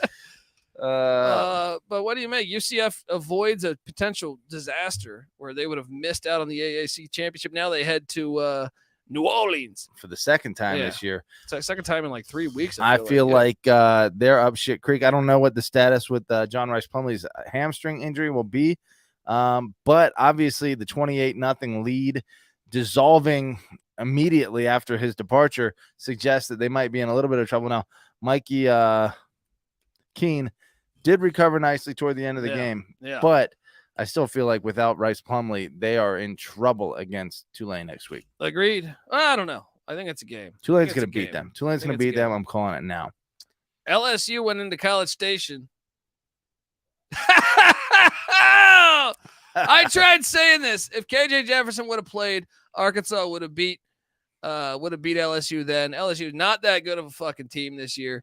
I'm sorry, Brian Kelly. You still did a good job. The team got better as the season went along. But the fact that they were ranked ahead of USC last week, unbelievable. Absolutely fucking pathetic. Unbelievable. Absolutely pathetic. Anyone that watched this team, if you're not, aside from LSU fans, because LSU fans were tweeting me like, oh, our team's great. Anyone that's not an LSU fan, because I think I look at it, I have nothing against fucking LSU. Yeah. I looked at this thing, I think, neutrally. And I was like, dude, this team's not very good. I thought as a reminder, LSU at 9-2 over 2 10-1 teams, USC and Clemson. Alabama at 9-2 over a 10-1 team in Clemson. And then essentially Tennessee and Alabama over a 9-2 team in Penn State and Washington. Like basically, if the SEC team has at least the same schedule, they're going to be ranked ahead of any other team with the same schedule or same record, and probably ahead of a few teams with better records. They just weren't good. Anyone that watched them all year. I mean, yes, they played great in the Bama game, and shout out to them. They got it done. And I think you could make this statement for all of college football. I get it. But to give them that pass when you watch that team, I mean, they got beat by Florida State. They got housed by Tennessee at home, both games essentially at home. And then USC had a 1-point loss on the road where they only gave up the lead on that play. Yeah. Yeah. They for 60 minutes of elapsed time, they had either a tie or the lead. Doesn't the Pac-12 have like 6 ranked teams? I know USC didn't play a bunch of them, like Oregon and Washington, but I still say, like, there's no way. Like, there's no way. Dude, you want to talk about I actually think I don't know who I would take if North Carolina played LSU. I don't know either. That's what I'm saying. Like, I had them on that level of like that. If Josh Downs went off, LSU would have a hard time keeping up. No, I think it's a game. Yeah. We might, hopefully, I mean, maybe it'll be a bowl game. It could be. I don't know about hopefully. I don't really give a shit about Right. it. But I'm saying, like, I do want to do bowl projections here. I know it disgusts you, but we're going to. Yeah. I don't want death to bowl games. Death to all I'm bowl going games. to walk Not us through interested. this. Tulsa 37, Houston 30. Patty C. Holgerson goes 7-5. Should he have to worry? Yes, he should. He should. That he's had plenty of time. I guess last year was pretty good, but that was a weak schedule. That's why. Yeah. Tennessee 56, Vanderbilt 0. Yowzas! I took to 14.5. Yeah. I didn't bet. Did I bet this? No, I don't think I bet this. I thought I almost bet this. I got to double check my ticket. I might have threw $25 on this because sometimes I get bored and just throw a little action out there, but I don't think I bet. Have a little fun with it. Yeah. Whew. That was an ass whooping. Yeah. No Hendon Hooker, no problemo. All right. I'm running a rough shot. That was really impressive, man. I mean, what had Vandy had won 2 in a row. Yeah, done recently. Beat Florida.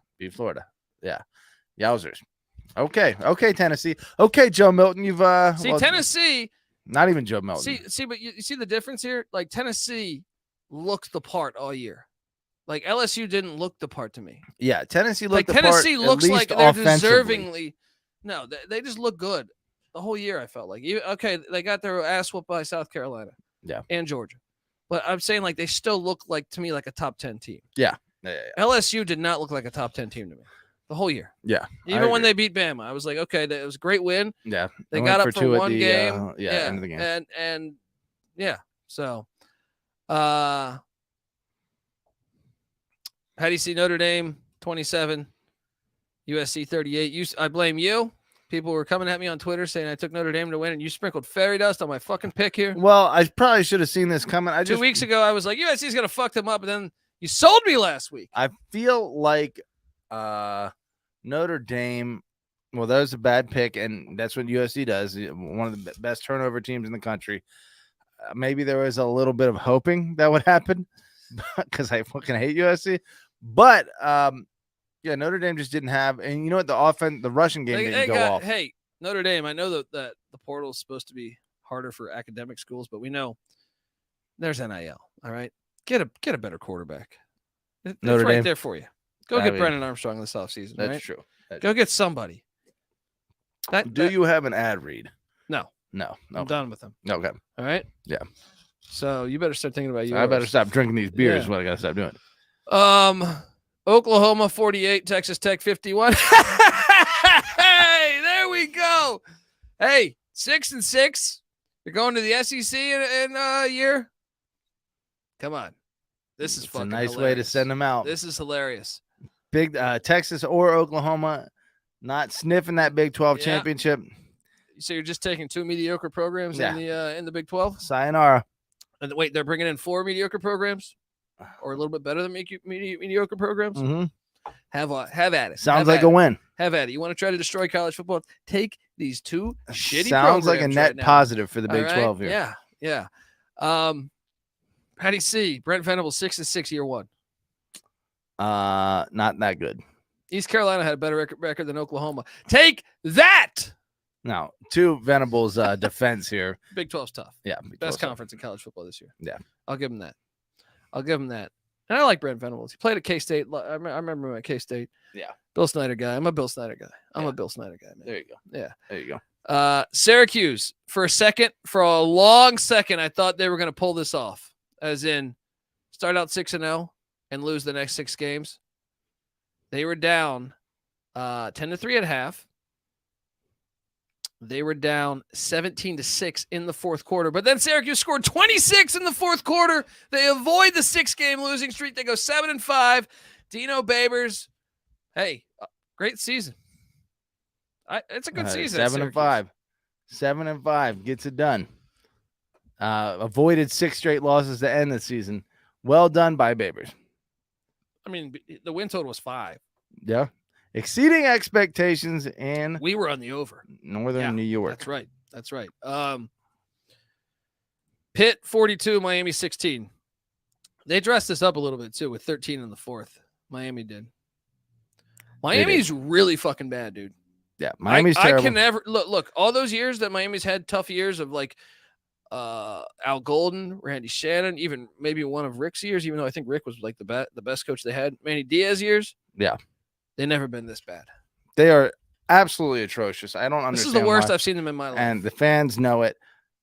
There's no way I'm going to last here. So you're going to have to talk to the fans for 1 minute here. All right. Spit it out. Yeah. I'll be right back. Be right back. Folks, you're rocking with the college football experience here. And this is what happens when a guy does, you guys peer pressured him. You shotgunning beers. All right. You peer pressured him. And see what peer pressure does? So lesson to all you youngsters out there. Shout out to the chat. Let's move it along. How about Miami, though? They're bringing in a bunch of talent this next year. Well, they were bringing in some decent recruits, or not recruits this year, but from a composite ranking, they were like a top 15 team composite-wise, and they're fucking terrible. And they did go out and get some guys in the portal. That seemed like there were a lot of misses there because they're really bad. Like I honestly don't know. I would love it. Shout out to our guy Mike Leach. If he had this, if we could turn this into a real, if we could fulfill his wishes of having the worst teams also have a playoff, I thought that's a genius idea. And we all want more football. We all want to bet on it. We all want to watch on it. Wouldn't it be great if you had a system where the loser advanced and you find out the worst teams of the Power Five or the Group of Five, whatever? I think it'd be hilarious if you saw like a tournament with Miami, Virginia Tech, Virginia, Boston College, Northwestern, Rutgers. Do you put Texas A&M in there? Maybe. Vandy, I don't know. Colorado, Stanford. You put them all in a tournament. I think it'd be fun. I think it'd be a lot of fun. And then the players are playing not to look bad. You know what I mean? Like you don't want to be that final team that loses everything. I think it'd be fucking hilarious. Shout out to Justin Casey. I'm sorry. I always want to say Chasey. I don't know why. I'm sorry, man. But yeah, Pitt wins 42-16. Narduzzi. Hey, they finish 8-4. That's what Narduzzi pre-Mark Whipple, I feel like, would go 6-6 or 8-4, anywhere from 6 or 6 or 8-4 every year. So he's back on par. He's doing Pitt football. Can't fire him. Go went 8-4. All Pittsburgh expects from their coaches, from their college football program. Thank God the Steelers are good, or else the city of Pittsburgh would have higher expectations. Mario Cristobal, Patty C. You think he's going to work out there? I don't think so. I don't think so either. I think that was an exquisitely bad first year. Yeah. And I don't know if that's gonna kill recruiting moving forward, which was his whole, ticket to. No, they have NIL, and they're going to pay, and they're going to bring in a bunch of talent, and I think he'll have winning seasons.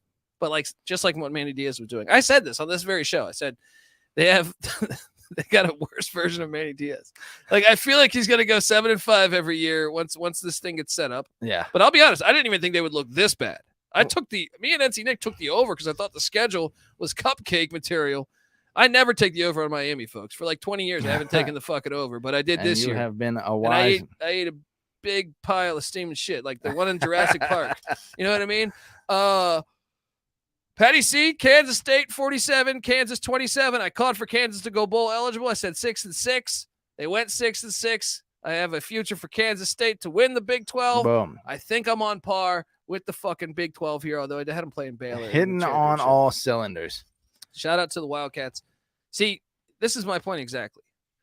Kansas State, even though they have a loss to Tulane by in the fourth quarter of that was like a close game. And then Kansas State got beat by TCU. Yeah. And then I feel like they had one more lemon, right? Oh, no, the Texas game when they went back to Adrian Martinez. See, this is what I mean by we need a large playoff because, in my opinion, Kansas State looked better all year than, say, LSU did. Yeah. Right? All year, I'd watch them, and I'd say, whoa, this team's got something. They're good on defense. They're good on special teams. Their quarterback play is pretty good, Obviously, the game where both quarterbacks got knocked out, it wasn't good play with the third stringer. But yeah, my point is, I understand they have 3 losses and LSU had 2 coming this weekend, but I really believed Kansas State was the better team. Like, I really believe, when you watch it, I was like, oh, this team's good. They may have been a better team, but I don't think you can rank them above them. Based on what we've been talking about. Well, to me, you can, because if you're playing in the best conference. They've been doing that shit for years. I mean, are you fucking kidding me? LSU is ranked above a team with a worse record or a better record than them, 9-2. I was about to say, what do you mean? It's possible to do that. Notre Dame is ranked over teams with 1 loss and shit. That's true. And to your point here, Tulane sitting here at 9-2, coming into the weekend ranked number 19, ranked below a team that came into the weekend 8-3, who they beat head to head, on the road. Yeah. You got to expand to allow a team like Tulane to have you got to just have a large playoff, man. You can't tell year in and year out. Like last year, the SEC was the best conference. Yeah. All right. Year in and year out. I don't give a shit about what players are drafted. All right. Say, oh, well, the SEC has the most players drafted. I don't care because it matters how you win. All right. And we see it plenty of times where a team that doesn't have anyone draft. I mean, fuck, Pat Fitzgerald went to the Big Ten championship. I don't know how many players were on that got drafted on these teams. Yeah. You know what I mean? So to me, that's irrelevant to me. They also have 14 teams. So, I mean, I guess if you broke it down still per team, they would probably still have that advantage. But I just think you need a large playoff because to me, the eye test told me. The eye test told me, man. Yeah. I really believe that they were better. And I'm not just picking on LSU. I think better than a lot of teams. Yeah. I mean, and I don't think even the eye test is a good enough. I'll say Kansas State beat Clemson. I think Kansas State beat Clemson. Kansas State beat, I think that's, they have a much more explosive offense. Better, dude, I think their defense would shut down. They would absolutely shut down Ukulele and Ship. Yeah. And as you mentioned, they have dynamite special teams, and they have for years. I would probably take Kansas State over Clemson as well. But I think you need to have a room for, teams that pass the test statistically, teams that pass the test with the eye test, just like college basketball. You have the regular season, you have your conference tournament, and then you have the double net. Yeah, cast the regular to get net. You in. Yeah. And then you have the at-large on top of that. It's a big 2-point conversion right here by Wazoo. Cam Ward doing Cam Ward things. See, this is what I mean, though. Going out in the portal and getting a guy like that, I don't think the ball crossed the plane, though. I'm not sure if the ball crossed the plane. Air Force 13, San Diego State 3. Oh, Patty C came so close. Close. Is this a touchdown or no? No, it's not, right?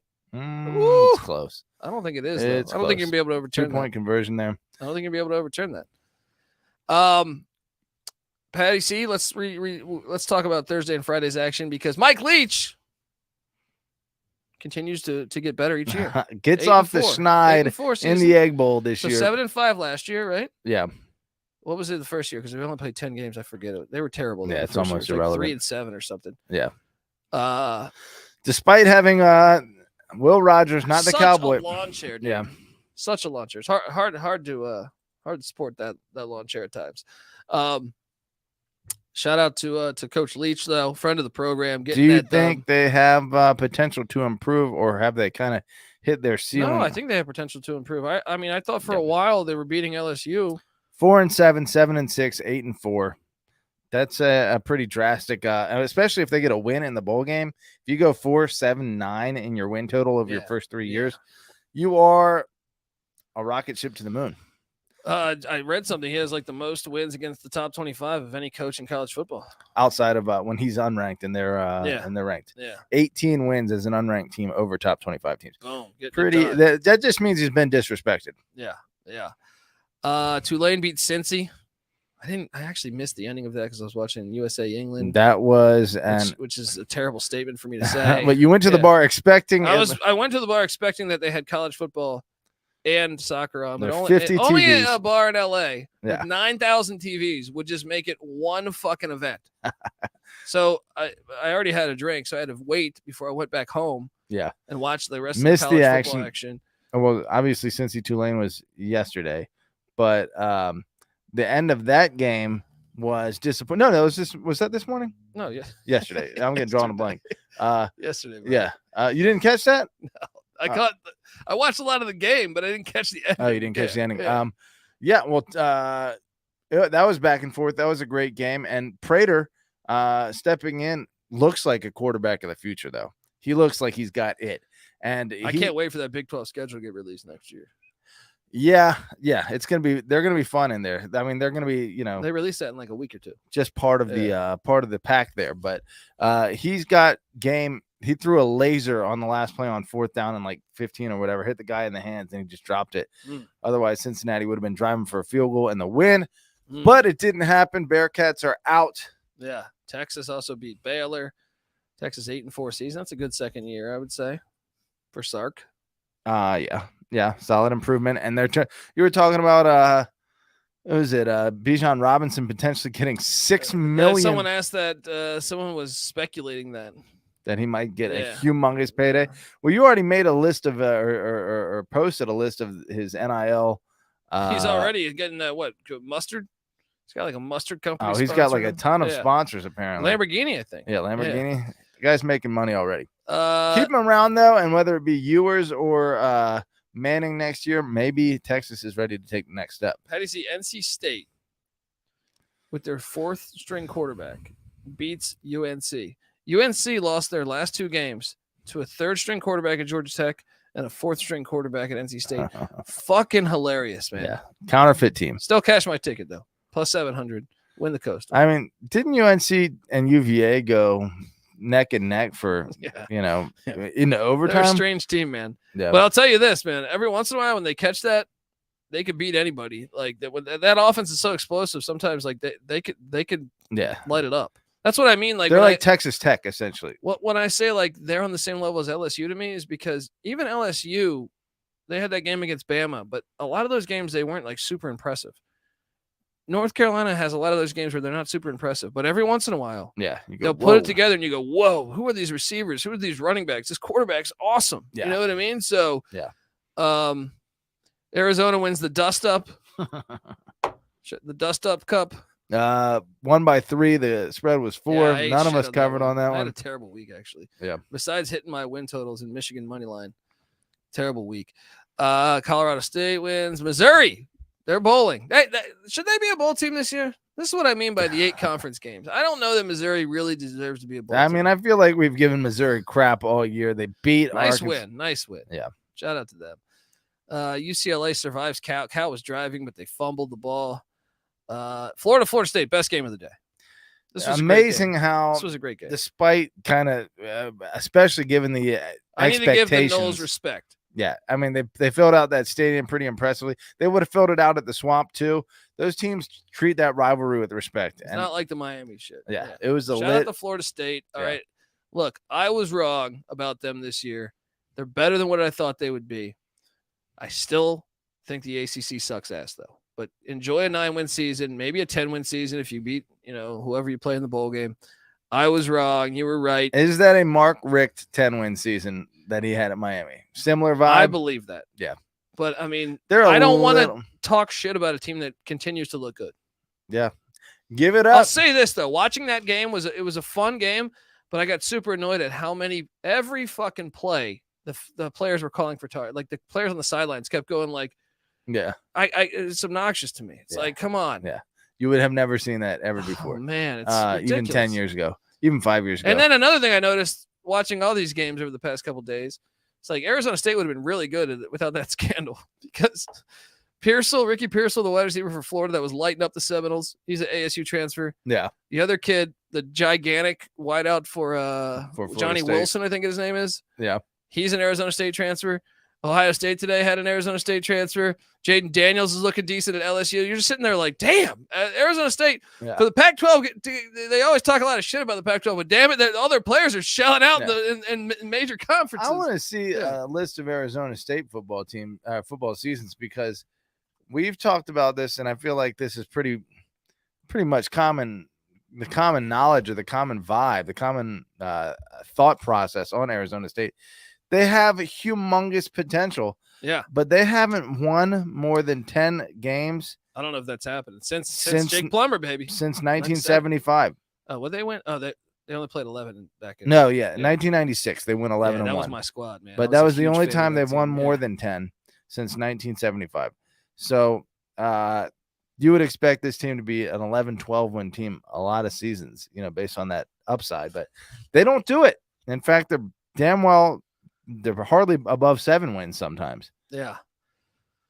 And that's our night. I mean, right now we're sweating out the Apple Cup, which is bananas right now. It's Washington 35, Washington State 33 in the third. Oh, don't tell me they're calling targeting here. They got to stop it with this. Are you kidding me? No, that's not targeting. It's a great hit. BYU's up 28-12 on Stanford. Patty C. I want to do some bowl projections here. I don't even know. See, you care so much about bowls. I don't even know what conference gets what. Okay, I'll break it down for you. I think that's even stupid that they do that. I think it should just tie-ins. I think you should just try to make the most intriguing matchups. Yeah, 1 versus 4, 2 versus 3, and then 5 versus 6, 7 versus 8. Just let the good teams play each other. But they don't do that. They do regional elements here. So essentially, what you're going to have first is your college football playoff. That's the first dominoes to fall. We're assuming Georgia, yes, as the 1 seed. Michigan is the 2 seed. Does TCU? Do you honestly think they win next week, or do you honestly think Kansas State beats it? Okay, so you're projecting the upset there. You expect USC to win next week. I know I got some TCU fans DMing me talking shit too.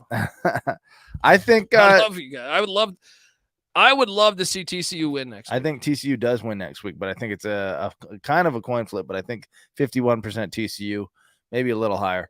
But then if they lose, according to your prediction here, then I guess USC, do you think wins next week against depends who they play. I really believe Washington could I think if they play Utah again, they beat Utah. Yeah. If they get Washington, I think that's a game. Yeah. I think Michael Penix can pose a lot of problems to that that's defense. True. In a dome, what's it, in Arizona? Yeah, no, it's or in that's the stupid Death Star. Yeah, Death Star. Yeah. In Vegas. Go drop some MDMA, Yeah. So who would you predict though in that? USC? Not if it's Washington. You think Washington wins that game? I think if I'm a USC fan right now, I want to see Utah and not Washington. Okay. Washington has the number 1 passing offense in the nation. That's true. I think they can really Have they played a good quarterback? I mean, Cameron Rising's the best quarterback they played all year, right? Now I got to look at Washington's body of work here and see who are Washington's losses. Oh, they got hit by UCLA and then Arizona State back-to-back away. Okay. So, yeah, that's true. Other than that, some decent wins. 3-point win at home against Oregon State. 3-point win on the road against Oregon. They are dangerous. Well, no, the reason why I think they pose more, they're explosive, man. We saw it the first play of the second half. It's like an 80-yard touchdown on the first play. Michael Penix is like Cam Rising. They only have tight ends. Their receivers are kind of. They've only scored the 24 is their lowest point output of the entire season, and that's against a damn good Oregon State defense. Yeah. They get the. I mean, if I'm a USC fan, give me Utah the second time because Utah away from Salt Lake City is not that good. Okay, so let's assume that happens. Let's say Washington State pulls this out here. That's gonna help. There you go, interception in the end zone for Washington State. Then you have USC winning that, right? Yeah. And then who gets the 4 seed? It'll be Ohio State. Then you think they'll give it to them? I got no. Yeah, I mean Bama, Ohio State. Okay. They're gonna give it to Ohio State. They're gonna put in some stupid name brand because they don't even care about the fucking. They just say, oh, let's do TV ratings. Yeah. And they'll penalize TCU for having to play that conference championship. Should make it whether they lose or not. Yeah. In my opinion. I kind of agree with you. So I definitely agree with you actually. But you would have at that point the playoff be Georgia and then Ohio State is a 4 seed, Michigan and USC playing in the Fiesta Bowl. Obviously Georgia would have the Peach Bowl because they get their first choice. Essentially a home game there. I'm not watching. Yeah. Okay.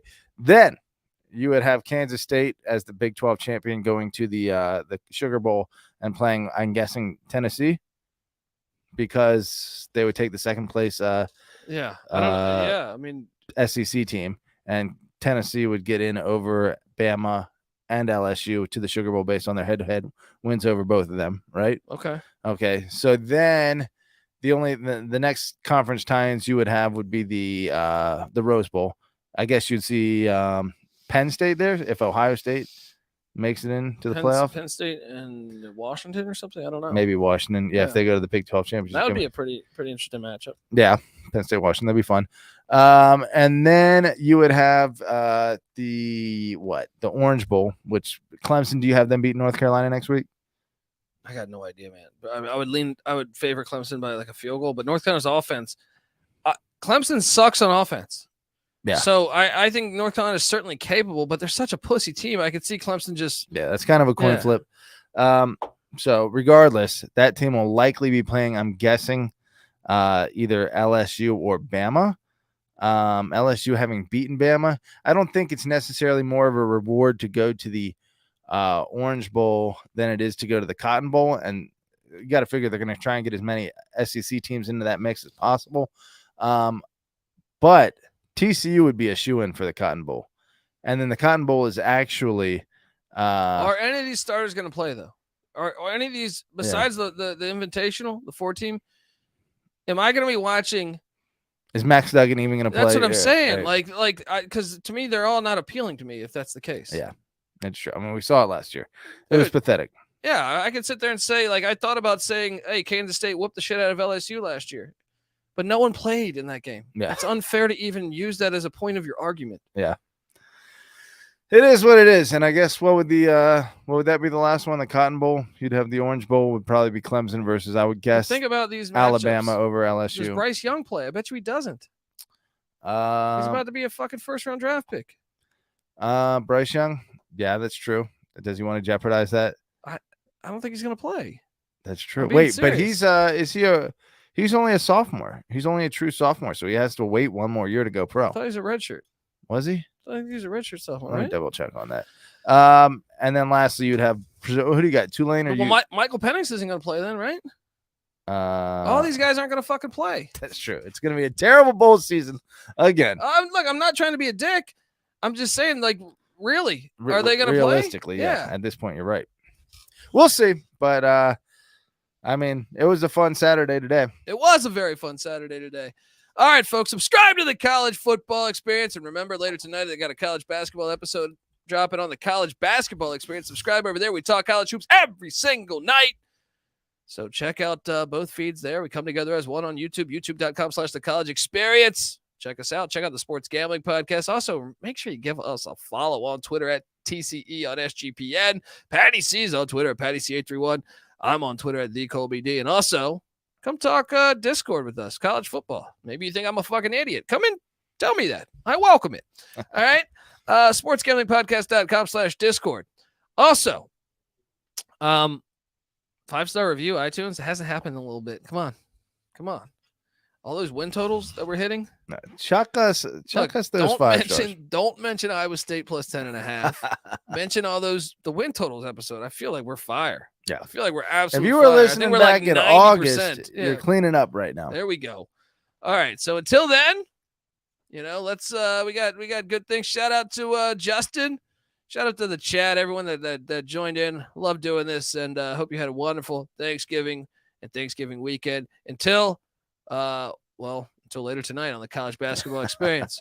This is the College Football Experience. You better start thinking about yours. And we out of here. Thank you. Well, this is a great way to get started. And I haven't even blocked all my kicks yet. It's a great night to be a Tiger. I'm here with my family. Sometimes people that are standing on third base think they hit a triple. Be good. A lot of y'all, I had to Google this team to make sure that they were even real. Yeah, it was a shock. It's a mistake. I'm like, Because I understand how the bastard thinks. I told him.